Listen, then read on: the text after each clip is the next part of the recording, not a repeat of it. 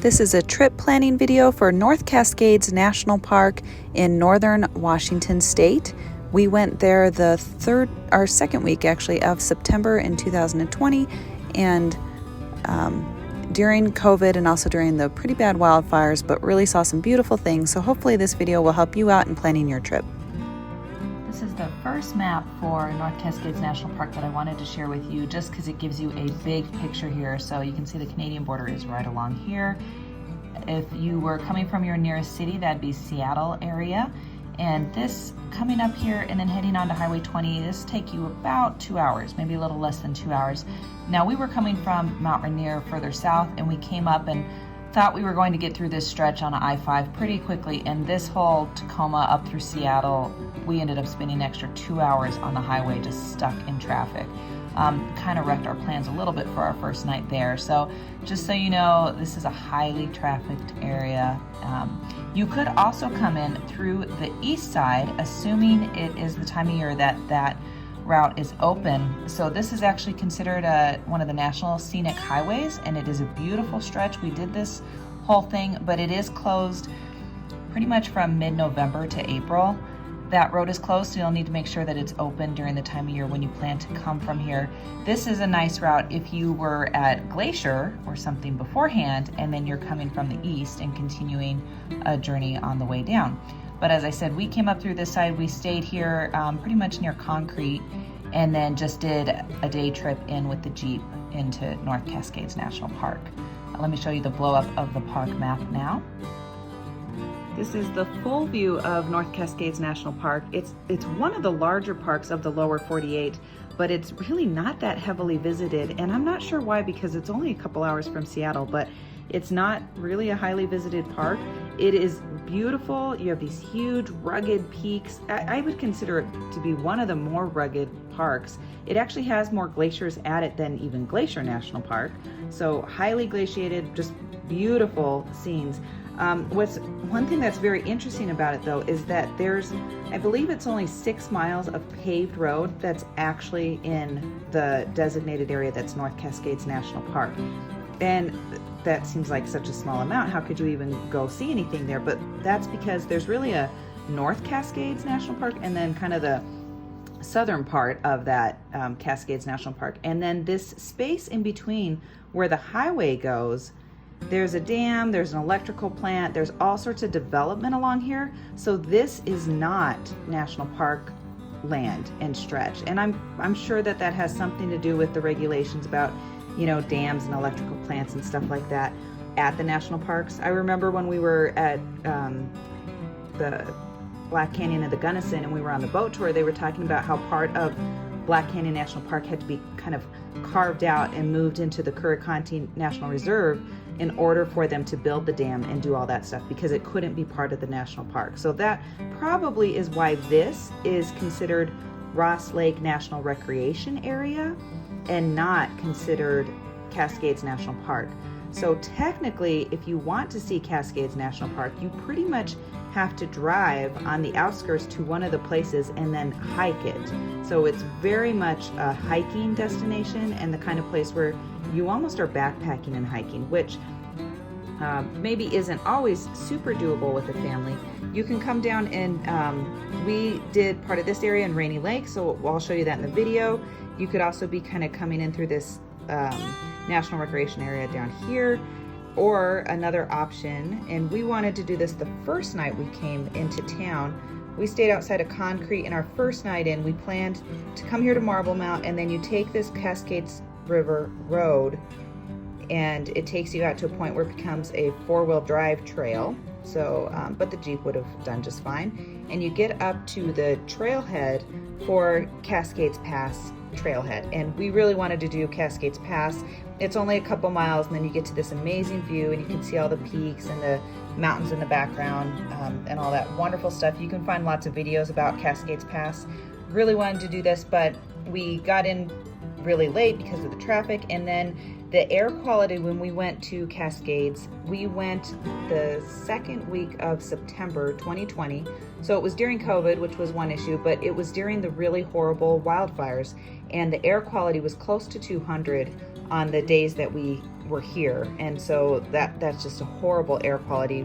We have 2 asthmatics in our family, pretty bad asthmatics, and so coming out and doing a 2-mile hike with a 200 air quality, so far away from civilization with asthmatics, just didn't seem like a good idea. So we skipped the Cascade Pass trailhead and the hike up here, but this is something we wanted to do, and I'd highly recommend doing if you're going to be on this west side.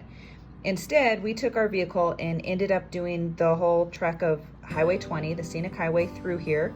We came down and then hiked at Rainy Lake, and I'll show you that, and then went out to the Washington Pass overlook, and then at that point pretty much turned around and came back. So I'll show you lots of video and highlights on the different stops so you can decide where you want to stop on your Cascades National Park trip. As you enter through the west side, the first thing you come to is the North Cascades National Park sign, and this is one of the best signs I've ever seen. The Sequoia National Park sign is pretty cool too, but this one probably tops the cake. It has the big granites that make the mountains, and then there's some fake snow to make it look like a glacier. It's just a really fun sign to stop at. Then there's a little turn and a 1-lane bridge that you go over and head to the visitor center, the only visitor center they have for the park. It was closed while we were there, so we weren't able to talk with anybody, and I guess there was a ranger there later in the day, but not when we first came into the park. They had some park maps and some other information about hiking trails and stuff. Our first stop was an overlook for Gorge Creek area, the Gorge Creek Falls type of area and the dam. And there's a little bit of a paved hike. It doesn't go very far, maybe a 1/4 of a mile, maybe just a little further until you're at the overlook point where you can see the Skagit River down below. And then you could continue on that hike. We decided not to. We were going to continue our drive, but there's some beautiful views. You can see a bunch of the mountain peaks. We were, of course, dealing with the smoke, so you're going to see that in a lot of this video, but beautiful, clear blue water, that really bright blue color that you get from the glacier runoff. There's actually a series of dams in this area, and they were built to prevent flooding from happening in lower elevation areas down from here. And then they put in the hydro-powered project that they have here for Seattle City Lights, actually, that still goes on today. So they're utilizing the power from those dams to power the city of Seattle. Our next stop on Route 20 through the park was the Diablo Lake Overlook. This is a beautiful spot where this is probably the most photographed spot that you usually see, which is from above where you're looking down onto the really blue water of Diablo Lake. And usually you have these big rugged mountains in the background, and then you have the blue sky, and it's picture perfect. We didn't quite have those conditions with the smoke, as you can see here, but it was still beautiful nonetheless to see, and a good place to stop and easily pull over and be able to enjoy the views here.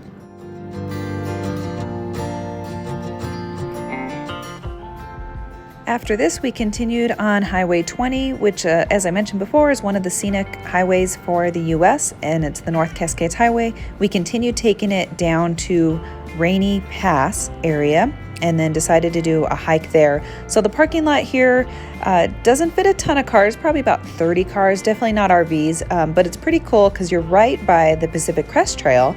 So you're heading along and maybe could run into people who are hiking along the PCT.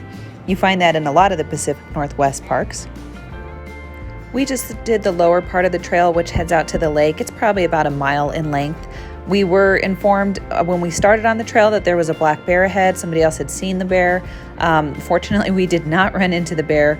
My kids make a lot of noise, so I think that probably scares a lot of bears off, hopefully, and keeps them away. We also carry bear spray with us in case we need it, but didn't end up seeing anything in the trail, although we did come up to a damaged tree trunk on the side of the trail that something had been rummaging through and breaking apart. So you can see that right here where it looks like something was digging into that tree looking for something, probably the bear.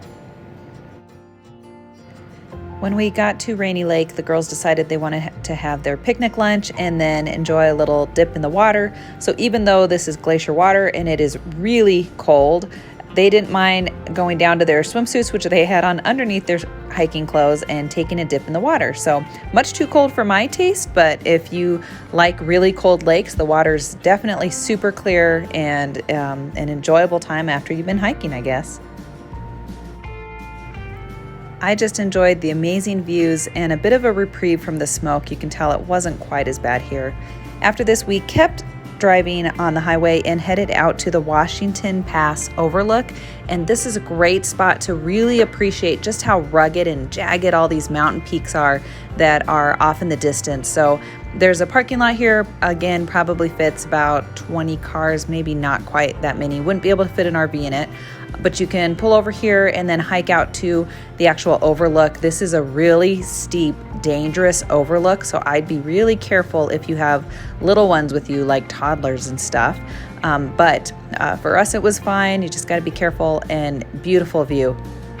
As we were heading back to the car, somebody said that there was a wolverine up ahead, and we were super excited because you don't exactly see those out in the wild. They were serious too. Here's the wolverine. If you can't tell in the video here, it's actually a marmot. It's a very big marmot, but it's just a marmot. I didn't really expect to see a wolverine just hanging out by the side of the road. After this, we headed back on Highway 20, going back out through the park, and decided to have a stop at Diablo Lake for a while. And the way that we accessed Diablo Lake was to take the road that goes over the dam. This road isn't open all the time, and it is a little one-lane road, so you have to watch out for other cars and people that are traveling on the other side of the road, but it wasn't very crowded. There weren't a lot of people down there, so it was a great spot to be able to go and park and then get out and walk along the lake. When we were on the other side of the dam, we noticed a sign that talked about boat tours, and this was the meeting spot for boat tours. So they must do some stuff on regular years. Of course, this year being COVID, none of the national parks had any sort of tours and guided stuff like that, at least the ones we went to. So there weren't any tours going on, but if you're heading at a different later time where you don't have COVID that you're worrying about, you might be able to book something where you can actually go out onto the lake. That'd be pretty cool to see.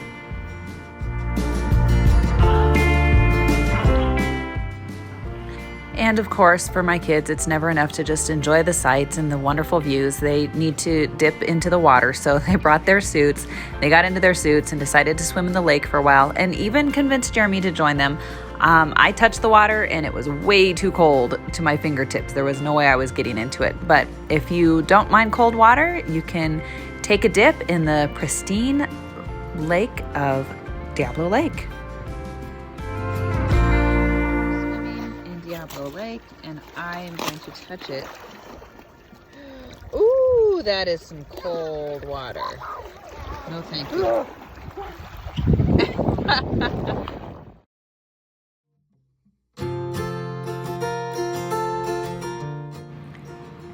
Our last stop was the Gorge Falls overlook, and there's a little pedestrian walkway on the side of the road over the bridge, and there's hundreds of feet below you, so it's a little bit scary, but it's very secure and sturdy, and you can see the falls that are by the mountain and underneath.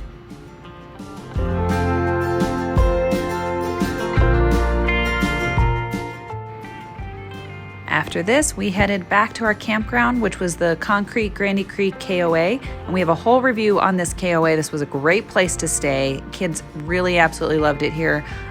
Nice wooded features, not too far from Rockport State Park, which was nearby. Overall, we had a great time at North Cascades National Park. If you're into doing some extensive hiking, you can really get out there and backpack. If you have a family and little kids, you can still see a lot, especially with the Ross Lake National Recreation Area being close by and accessible. So hopefully this was helpful for you in your planning. You can follow us at RV Homeschool on Facebook and Instagram, and subscribe to our channel for more information on traveling the national parks and in an RV. Thanks so much for watching.